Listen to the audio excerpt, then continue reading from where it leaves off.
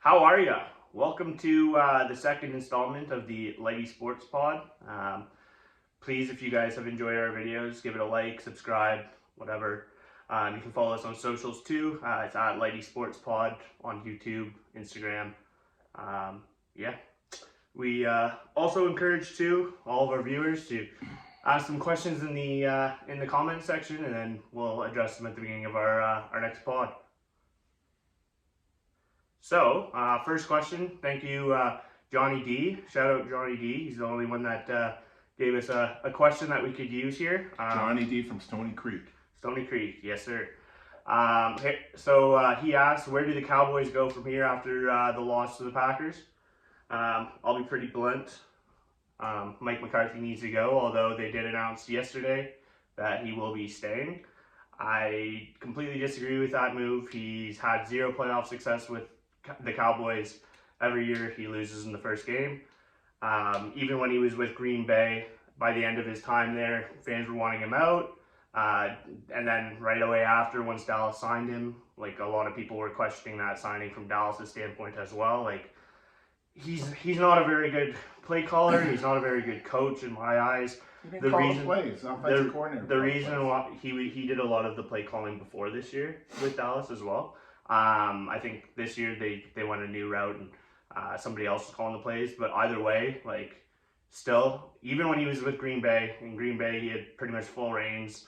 They only won one Super Bowl when they probably had the best team in the league every single year. They should have been a dynasty. Aaron Rodgers, to me, like Tom Brady's got 6 Super Bowls, but the most talented quarterback of all time from a skill standpoint to me is Aaron Rodgers, and the fact that he has 1 Super Bowl win because of Mike McCarthy. I don't think he's a very good coach. And then right after the game, or maybe during the game, Des Bryant, former Cowboy, great wide receiver, he said that the play calling was awful. Coach McCarthy needed to go, and I agree with him 100%. So my take is no, overreacting.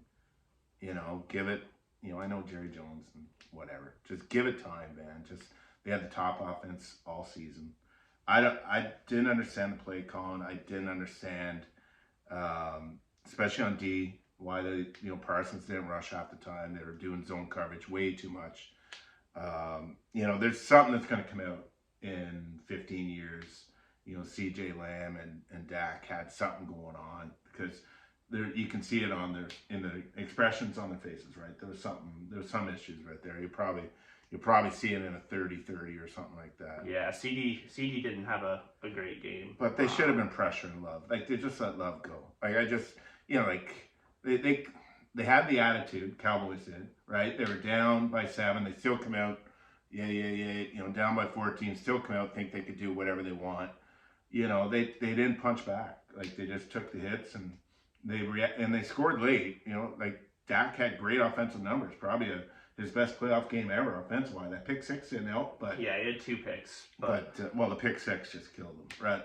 I'm just like, a lot of those yards too were when the game was already over. Like a lot of it was garbage time. They even put second singers in. So exactly. But for me, like I got it. Regular season record is great, but if you can't win the big dance, like you're not the guy when you have as much talent as all of those teams he's coached has. You can't win more than 1 Super Bowl. I just don't think he's a very good coach. I think the defense coordinator really kind of he sucked too. He let it go. He did, but I think Mike McCarthy, like the Cowboys need to do something big in my opinion to fix this. Like it might be an overreaction, but like I think you need somebody needs to be held accountable, and to me like the head coach is as big of a person in that locker room as anybody. I think he should be the one to go. So Johnny D from Stony Creek, his son is Sammy D. What was his take? Oh, he was not happy. I was texting Sammy D during the game, and he just said that it was shameful, pretty much, and he didn't even want to watch anymore. I was watching the betting line. Betting line didn't move for pretty much the whole game. He also said that he's useless in the playoffs, especially ever since Mike McCarthy's been there. I mean, they lose in the first game every playoffs it seems since he's been there. So. I'm not a Mike McCarthy guy, as you can see. But yeah, Johnny, that's my take. I think he should be gone. If not, like something else needs to happen. Like something big needs to happen. I don't think Tony P is going to be back. I know he's a free agent. I wouldn't be paying Tony Pollard too much.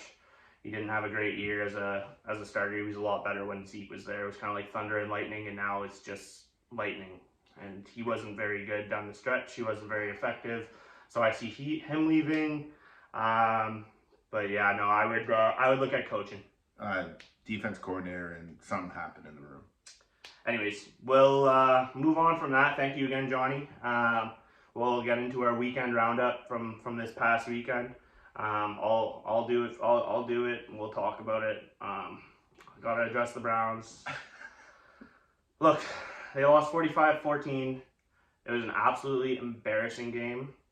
It was like the defense just decided, hey, let's stay home. Let's avoid tackling. Let's not hit anybody. And what was Jim Schwartz doing this week? Like, he's a great defensive coordinator usually. Why are we running zone when I literally said in this podcast last week, CJ Stroud sucks against man coverage? They didn't. I don't know if they were running any man. Like, every touchdown I saw against them, like it was blown coverage and zone defense. Like, it was ugly. I'm embarrassed about that game. However, CJ looked good though. However, we're not at CJ yet. However, I lived and cheered for this crappy team throughout their 1-31 years. 2 years in a row, they went 0-16, and then they went 1-15. I can deal with this. Like, a playoff loss sucks, but at least this team was fun to cheer for this year. They had some cool moments, just getting to the dance. Like, I didn't even think getting to the playoffs was going to be possible with all of our injuries. So, I mean, for me, it's been a successful season. But I do, like I said, have to address this last game, and it was embarrassing. But, yeah, so the key to the game was definitely CJ Stroud. Went 16 for 21 in passing, 274 yards, and 3 touchdowns. So he had a big day. But, yeah, the Browns were the Browns this week. Old school Browns this week. Yeah. Not good. I called Texas, you knew that. So, but, Houston looked good. Yeah. CJ looked really good. They're a great team by the looks of it. I maybe underestimated them a little bit, but I was fully confident in the Browns being the Browns, and they sucked. Their defense sucked. I don't have much else to say about that. But moving on, we'll go to the Chiefs beat the Dolphins 26-7. I thought the key to the game, like most people are going to talk about Patty Mahomes. He was good. He was great, especially the cold weather. My key to the game was like him having chemistry with Rashee Rice, which has been an ongoing thing. But for them to make it far in this playoffs, I think Rashee Rice has to be the guy, and he put up a really, really strong week. He had 8 receptions, 130 yards, and a touchdown. And then obviously, like, you only gave up 7 points to the Dolphins, so big team defense. Even with the weather, like, that defense was really good, and they've been really good all year. They've been a top 10 defense all year. They've been really good. So props to Casey. Even with Kelsey dropping, how many did he drop? 4? Yeah, he dropped quite a few. Yeah, so hopefully that doesn't continue. Tua looked totally uncomfortable in that weather. You could just see it. Like, he no footing. I don't know, did he wear a glove? I don't think he wore a glove, but he looked totally uncomfortable, in that weather. Casey pressured him. I'll give him that, but he never once was he, on his feet, right? You know what I mean? Yeah. He had the happy feet going. So, yeah. But, Casey defense looked really good. And Casey's defense is young. Like, yeah, they are young, but they're really talented. They're going to be good for a long time, this Chief team. Yeah. We got Mahomes signed long term. And on defense, man, like, L'Jarius Sneed is locking up everybody at corner. He's been super, super good. Nick Bolton's a really good young linebacker. They've got George Karlaftis coming off the edge. They got a lot of, like, younger, talented players. It's gonna be a good game this weekend, though. It will be a good game. That one's gonna be a fun one. So as we addressed at the beginning from Johnny D's question, the Packers did beat the Cowboys 48-32. The key to the game for me was Jordan Love. He had a perfect QBR. He went 16-21, 272 yards, 3 touchdowns. Looks phenomenal. And then Aaron Jones had a big week as well. He rushed for 118 yards, three touchdowns. And then obviously the key interceptions on defense. One was a pick 6, so that was kind of when the game was over from my eyes. But congrats to the Packers. Like both of us last week had the Cowboys but the Packers played out of their minds. They played great, and I'm not saying it. Like, I'm not going to say that they're going to win this week, but they might. They'd be pretty good. I lost the farm last week, apparently. So. Yeah, you did bet the farm. I bet the farm. Yeah. I grew up on a hobby farm, but I don't know, but I did lose the farm. Yeah. I'm not betting the farm this weekend. No more farm bets. All right. So the Lions beat the Rams in a close one. That was probably my favorite game of the week. Like, it was a nice tight matchup, which you like to see. Key to the game for me, though, was just Jared Goff played really, really well. Threw 22 for 27. He had 277 yards passing and a touchdown. Like, his numbers don't scream off the board, but just the way he was able to control that game for me was really impressive. He just kind of went out there and did his thing. Yeah, the most entertaining game of the weekend. I looked at the chat today for the first time. I heard what Billy Waters said something about. Billy was talking about how the Rams are gonna smoke them. Shout out Billy. He is a Rams fan. There might have been a little bit of bias in that comment, but I did tell him, actually, we had like a little bet going on in the middle of the game that if the Rams won, he would get a shout out in this pod. So I guess we're shouting you out anyways, but for the wrong reason. Your boy lost. And then we had the Bills beat the Steelers 31-17. Key to the game was definitely Josh Allen's running and passing game. Like, his passing numbers, 21 for 30, only 203 yards, which isn't a ton for him, but that's, like I said, they were relying on their run game a lot. He threw for 3 touchdowns, and he had 74 rushing yards and a touchdown. But Josh Allen was great, but I want to shout out the overall run game. Like, James Cook played a good game too. He didn't score any touchdowns, but he was efficient. Mm-hmm. And in a cold, snowy weather game, like, that's where you win is running the football. Did you see Josh's run though? I know 60 yards, something like that. Yeah, there's some problems with that run. Did you see him stutter there? Everyone thought he was going to slide. But that's been the issue. That's been the issue on Twitter, or sorry, X. Oh, that play is actually technically illegal now. I'm not on X. They made the fake slide rule. Yeah, it's exactly illegal, what he did. So you're not allowed to fake slide because it keeps players, like, it makes the defense not want to hit you, because as the quarterback sliding, you're not allowed to hit you. Exactly. So it kind of looked like a bit of a fake slide. So there are some Steelers fans out there a little upset with that. But despite that, I still think the Bills would have won the game. I didn't know they were tweeting that or X. Yeah. Or whatever. What do you call it? X in it now? Yeah, it's called X. Okay. Whatever. Yeah, I don't know. And then the Bucks, with a so-called upset, I didn't think it was an upset, beat the Eagles 32-9. They smoked them. For me, the key to the game was Baker Mayfield, 22 for 36, 337 yards passing, 3 touchdowns. But the Eagles, wow. that was what I was going to get to next. The brutal tackling for the Eagles was hard to watch. They got they had no pass rush. Like, they weren't getting to the quarterback at all. But just like the good overall team defense from the Bucks too. They showed up when it mattered, and the Eagles didn't. So I went Eagles. My 2 NFC East teams lost, so I went Eagles and Cowboys. Were my only 2 losses on the weekend. That NFC East used to be the strongest division, right? Back in the day, even when the Washington Commanders used to be the Redskins, they looked really good back in the day. But whatever. Bucks. Yeah. So speaking of that, we'll go through our picks for this week, but let's review how we did last week. So we each did pretty well, actually. Both of us went 4-2. I had the Chiefs, the Lions, the Bills, and the Bucks, and then he had the Texans, Chiefs, Lions, and Bills were the winners. So overall, pretty good week. We do have beers on these picks as well, so there's a little bit of added incentive. And I decided actually on my drive here, if for whatever reason we have the exact same record going into the Super Bowl, and in the Super Bowl we're choosing the exact same team to win, we'll do like a closest to the score kind of thing for the final one. But yeah, let's get into our picks. So by the way, Houston will play every Saturday afternoon by the looks of it. I think they're like I don't know if it's because they're not like the most popular team, I guess, out there or something, but they seem slotted at the Saturday afternoon game every week.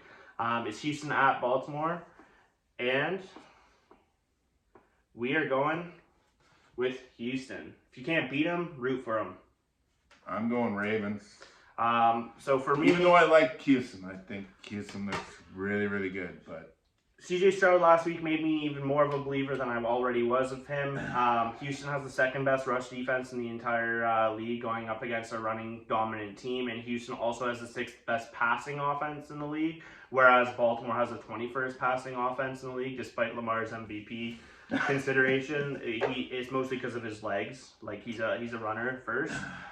So because of that, I think Houston's gonna win. I think that rush defense will minimize the rushing talents that are Lamar in that backfield. They signed Dalvin Cook this week, by the way. Oh, wow. Okay. I don't know if he's gonna get any playing time. Probably hasn't learned the offense or anything. Too. But like Gus Edwards has been really good running the ball this year, a lot of touchdowns. But I think Houston's going to be the team that upsets this week, the 1 seed. By the way, the Browns beat the Ravens in the regular season with Lamar playing, and we were starting PJ Walker. I know. You said that last week. So. Houston's going to be the team this week. They're the better team. I'm going to go with Lamar. Lamar's going to have a good game. That Baltimore defense is going to just go. They're actually going to put pressure on him this weekend. So we didn't see any pressure last weekend on CJ. You may see some pressure this weekend. All right. So I'm calling a lot of blitzing, a lot of six guys on the line coming up hard. So. Yeah, I think CJ can deal with that. Well, he's got to release the ball quick then. Yeah, off to our next picks here. It's Green Bay at San Fran. Before I make my pick, I do want to give some love to Jordan Love. In his last 9 games, he's got 21 touchdowns versus 1 interception, which is insane. And then, I remember when everybody was hating on that pick when they drafted Jordan Love in the first round. But my opinion has changed. I think this is the best way to do it, and I think more teams should be looking at this. Draft a quarterback, sit him behind a star quarterback like Aaron Rodgers for 2 to 3 years maybe. Let them learn once they're game ready. Get them in there, like a guy, for example, Zach Wilson, New York Jets. He's been historically awful, but I think maybe he just wasn't ready and he needed a couple of years to sit behind somebody and learn the NFL game. So yeah, shout out Jordan Love, shout out that team for doing that. I think that was really smart. Now looking at it, originally again, I thought it was a stupid move, but this is what they've done now they did this with Rodgers originally. They had him behind Brett Favre for a couple of years. Shout out Brett.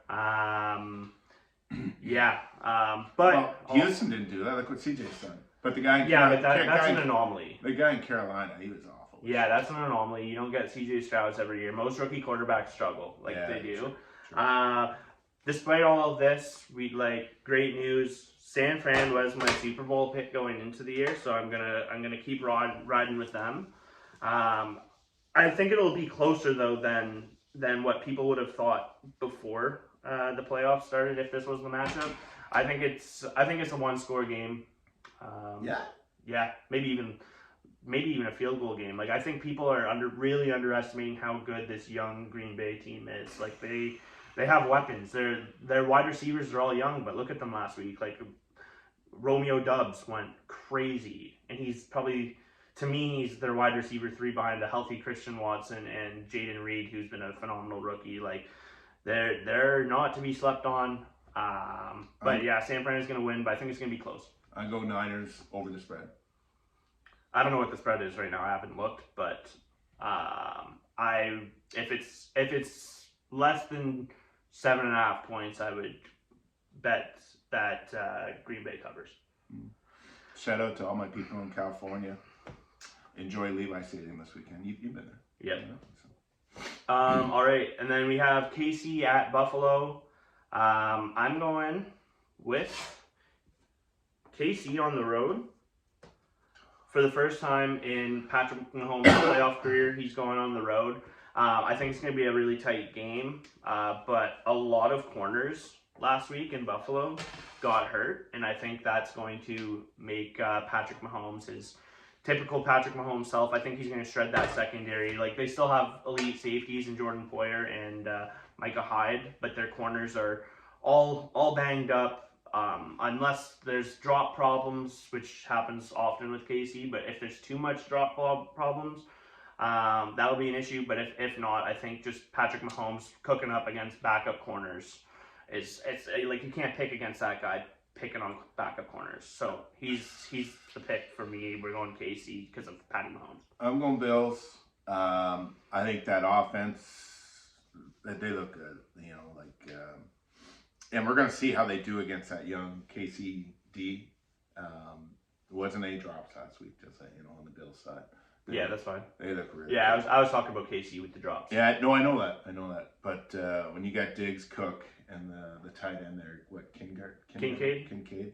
Dalton Kincaid. And shout out to you at the start of the year, my NFL pool there, on you said take him. And I said, I know how much you like rookies.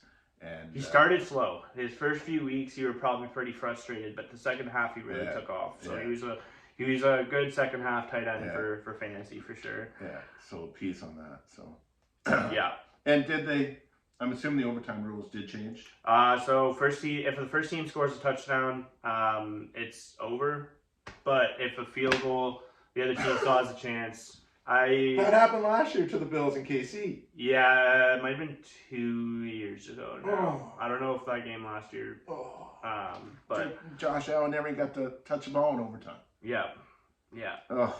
Yeah. If I am wrong on that, let me know if the rules have changed. I thought they changed. I know they changed the rules during the regular season. I double checked before we started recording, and it everywhere I saw said the exact same rules that was last year. But if anything has changed and for whatever reason hasn't been posted online or something, let me know. Let us know. That'd be great.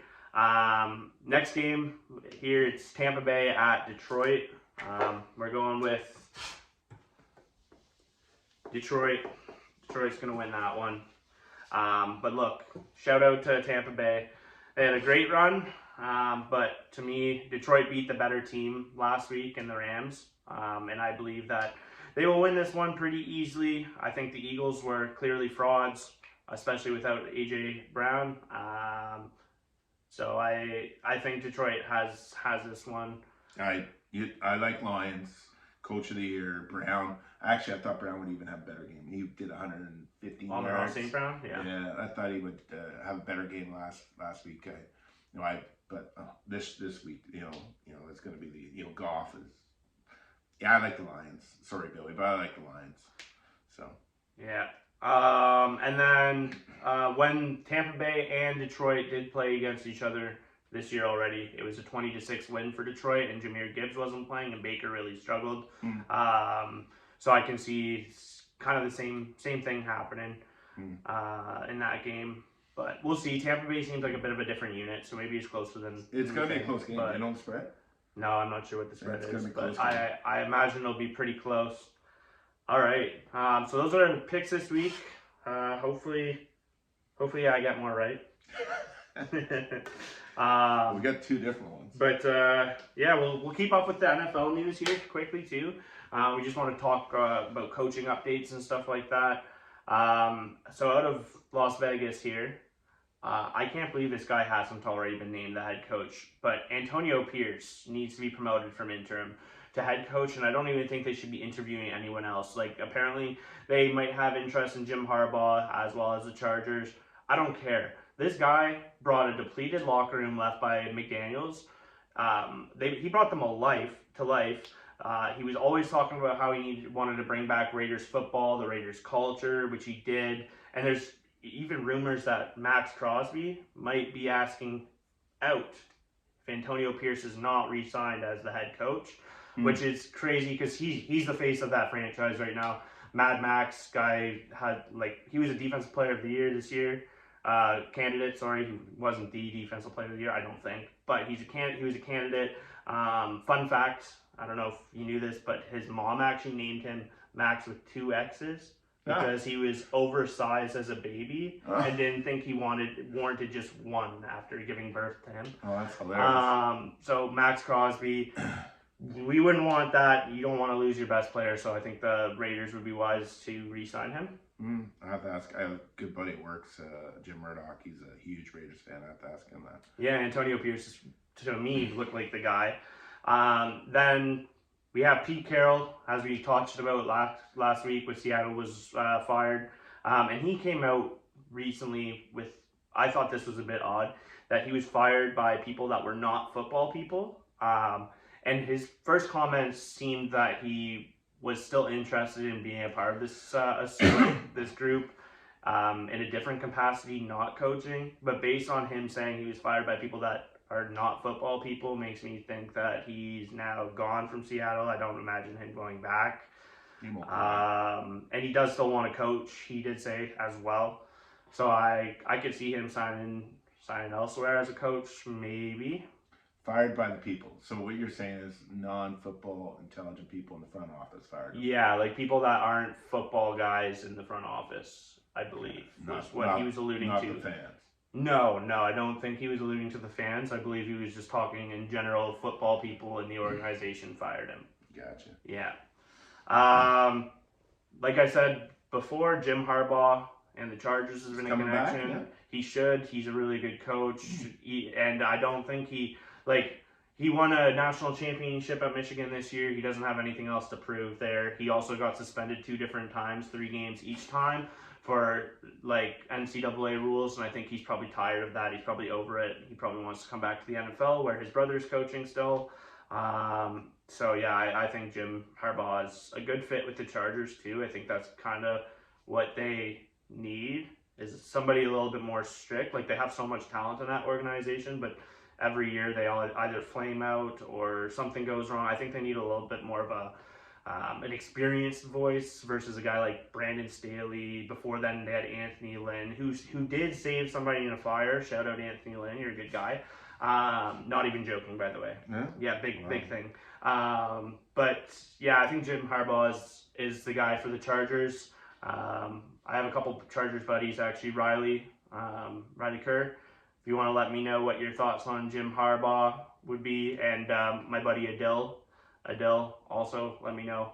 But yeah, and then Bill Belichick this week met with the Atlanta Falcons, and right before we started shooting this pod, actually, they said that he was getting a second interview. And I kind of like the fit. Like, their quarterback sucks. They don't really have quarterback right now. But the Drake London, Kyle Pitts, and Bijan Robinson pieces are already pretty nice. So I'd like to see Bill there, maybe with 3 really good young offensive guys to build around at a quarterback. Weak division, I think that would work. Again, I have a buddy who's a Falcons fan. Shout out Ty Bridgen.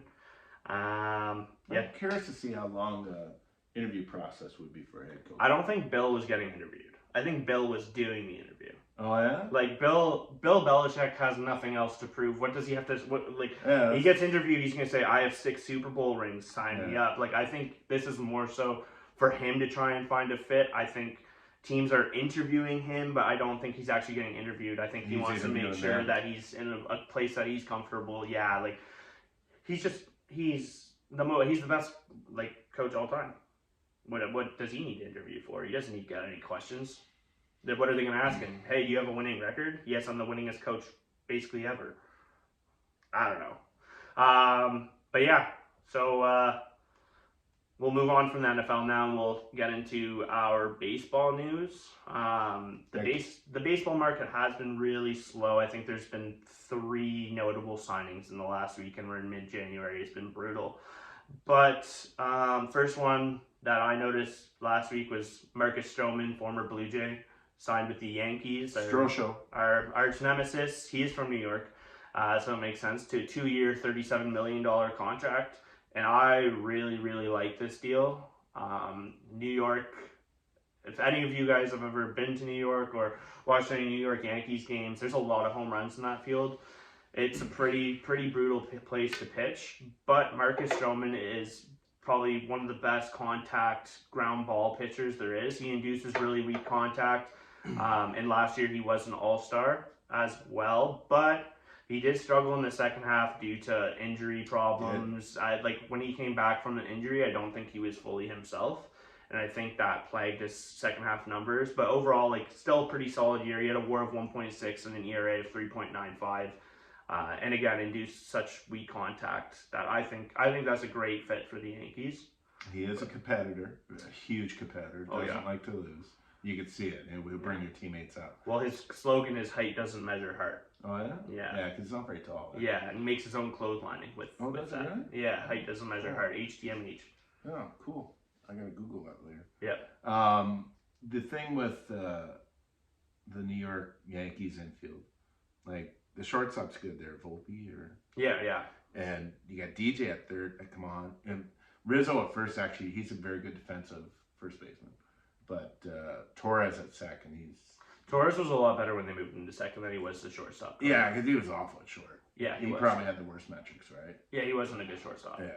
So, that's the only. But again, it is still early in the season, off season. It's my only issue with a ground ball pitcher. It is early in the off season. Maybe they find a good defensive player especially because they lost IKF. Isaiah Kiner-Falefa came to the Blue Jays. Good defender, terrible hitter, as mentioned last week. But noodle bat, right? Yeah, he is a noodle bat. But he was a good defender. He was very good. You got a guy like him coming off the bench helping Stroman out. I think that'd be good. Well, they were going to trade Torres. They were looking to trade Torres. Yeah, they were talking about it. I still don't think that's going to happen. I don't think that's going to happen. I thought they were going to trade him. Miami? Was it Miami they were talking about? I think it was Miami. Yeah, maybe. The Giants, so the San Francisco Giants, signed Jordan Hicks to a 4-year, $44 million deal. I like this one a lot as well. He had a 3.29 ERA last year and 11.1 K per 9 innings, to go along with 12 saves. The interesting part of this signing, though, is that the Giants are apparently expecting him to try starting, which he has done in the past a few games. They didn't go very well. He throws like 104 miles per hour. I don't think that really profiles great for a starter that wants to have longevity. But even so, like if he falters as a starting pitcher, I still think he's valued at 4-year, $44 million. Like he is a really good 7th, 8th, even 9th inning pitcher that you can rely on. So I'm perfectly fine with this, even if he doesn't start. I have no problem with it. But shout out to relief pitchers who's getting the money now. But yeah, he's an 8th inning guy. He better not be a starter.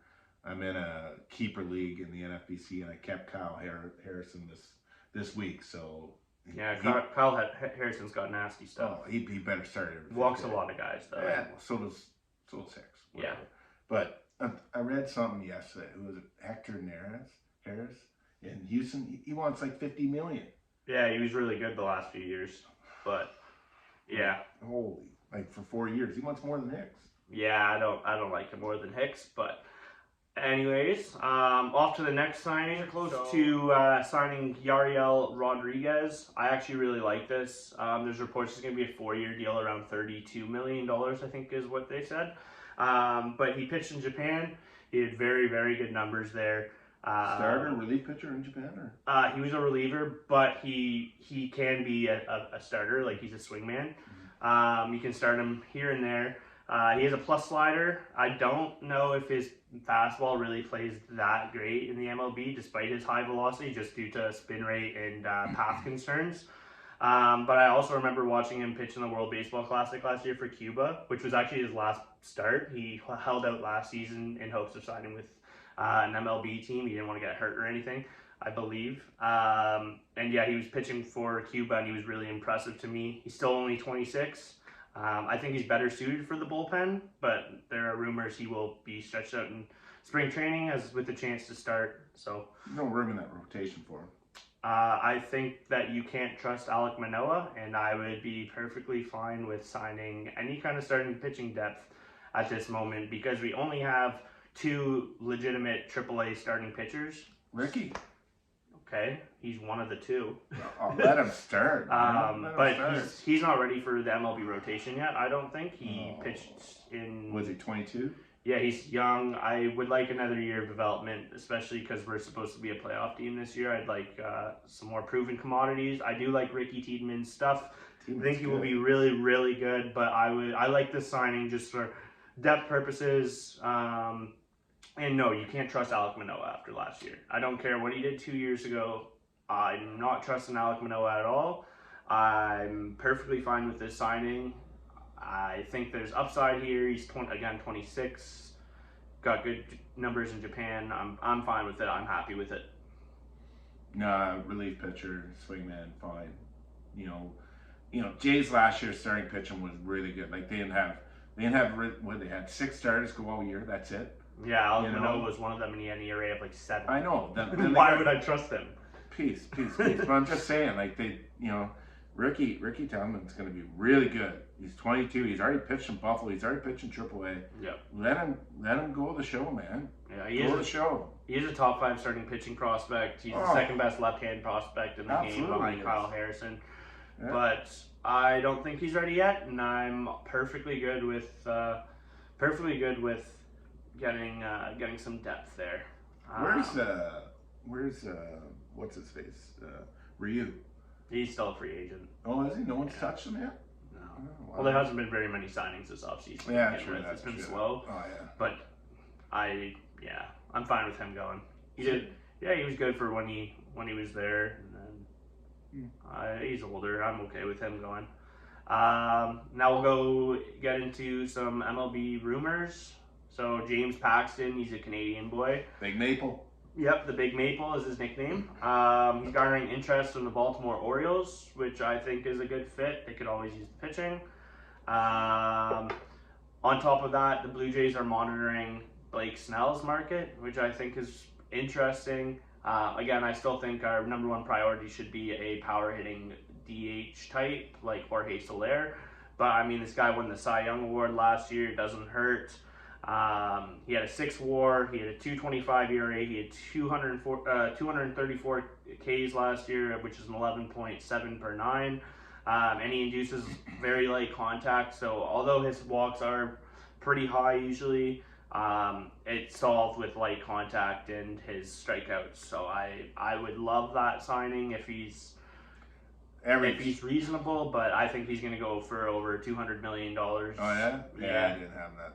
I had it, 160 at 5? Well, I mean, if Yamamoto made $300 million as an unproven commodity from Japan, I don't see how Blake Snell can make less than $200 million. But everyone's in the Blake Snell market, eh? Like, not just Jays. Yeah. So, I know. I think he's a good fit in, like, Seattle, too, because that's his home team. Like, he's from Seattle. Yeah. They could use the pitching help. They just traded Robbie Ray away. He did the 12th man once for the... Yeah, for the Seahawks. Yeah, I remember seeing I think it was the last game of the regular season. Oh, was it? One of the last, maybe their last home game. I do remember seeing that. He's quite a character, though. Yeah. So. And then... what about Votto coming to Toronto? No, I don't want to talk about that.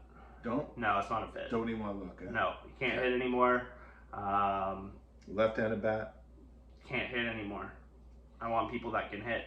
I don't want people that can't hit. And Joey Votto at the age of 40 cannot hit. Okay. And then now we'll also talk about our MLB Hall of Fame ballot, which is to be announced this week. There's a lot that goes into your Hall of Fame ballot, which includes advanced stats and all of that. But there's so much to talk about that it would probably take a full podcast to do so, and we're not going to do that. So we'll just go over our list of the guys who are on the ballot that we think should be in the Hall of Fame. So for me, it's Adrian Beltre, it's Todd Helton, it's Andrew Jones, it's Manny Ramirez, it's Alex Rodriguez, and it's Gary Sheffield. I don't care about steroids. Everybody was doing steroids back then, and quite frankly, the baseball was more fun to watch. It was better baseball. And if more than one person was using them, I don't see what the issue is. Put Bonds in the Hall of Fame, put A-Rod in the Hall of Fame, put Manny Ramirez in the Hall of Fame. These are 3 guys that are in your top 10 greatest hitters of all time, and Barry Bonds is number 1. And they're not in your Hall of Fame. Stupid. Those are the guys for me. But Beltre, Jones, Joey Mauer. yeah, And I'll go with Chef. I do like Sheffield. But the one, I know there was allegations about him doing steroids, but he's the only guy on your steroid list there that he actually had the same body when he came up when he left. Not like Barry, he looked thin and then all of a sudden he's huge. Barry Bonds, before he did steroids, was a 40 home run, 40 He was a steal 40-40 guy. guy. Yeah, he was. I get it. How come he's not in the Hall of Fame? Okay, fine. That's silly to me. Yeah. I'm out on Joe Mauer, by the way. I'm sorry.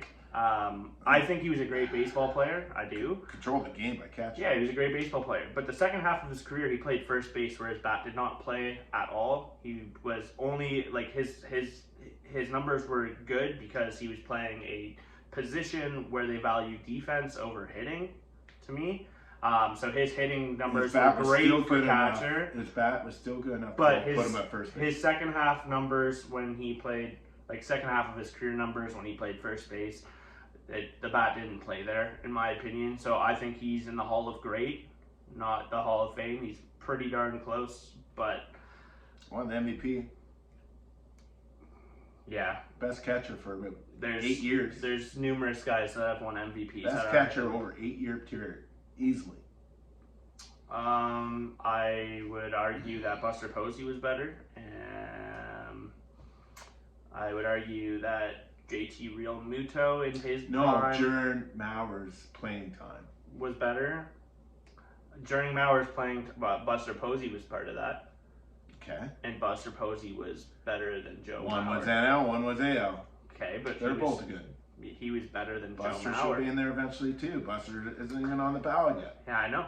A couple more years. I don't know. I'm not for Joe Mauer there. I want to hear your takes as to why Todd Helton isn't on your ballot. Yeah, I get it. He plays in Coors. It's a home run haven. It's a hitter's haven. The air's light. But this guy's numbers were just as good when he was on the road outside of Coors than in Coors. Yeah, okay, fine. Todd, like we're not gonna go through the numbers, which is fine. I actually don't. He's actually a good guy. He was good in the community too. So I shout out to Todd Helton. But Colorado, like, man, I can hit a ball in Colorado. Like, I don't think you can raise your arms that high anymore. Oh Jesus! Like, come on, man. But that's fine. Like, Larry Walker just barely got in, and he had better numbers than Helton did. All right. Larry Walker's numbers when he was on the road were worse than Todd Helton's. Larry Walker's literally the epitome of Coors Field helped him out. Todd Helton was good when he was on the road. Larry Walker wasn't. Larry Walker, when he went to the Cardinals, was not very good either. Bichette. Dante Bichette, I haven't looked at his numbers like good crazy. numbers there too. Yeah, he was a good hitter, but I don't think he fielded. Played outfield. Yeah, but he wasn't very good at it, was he? He was a big boy. All right. Well, he played corner outfield. He didn't play center. On that note, we'd like to thank you guys for watching our second episode. If you guys enjoyed it, like I said at the beginning, give us a like, a subscribe. You can follow us on Instagram at LightySportsPod. And then, we're going to do this every week, but we encourage you guys to ask questions in the comments as well. And then at the beginning of the next show, we'll go over them. So, thank you for your time, and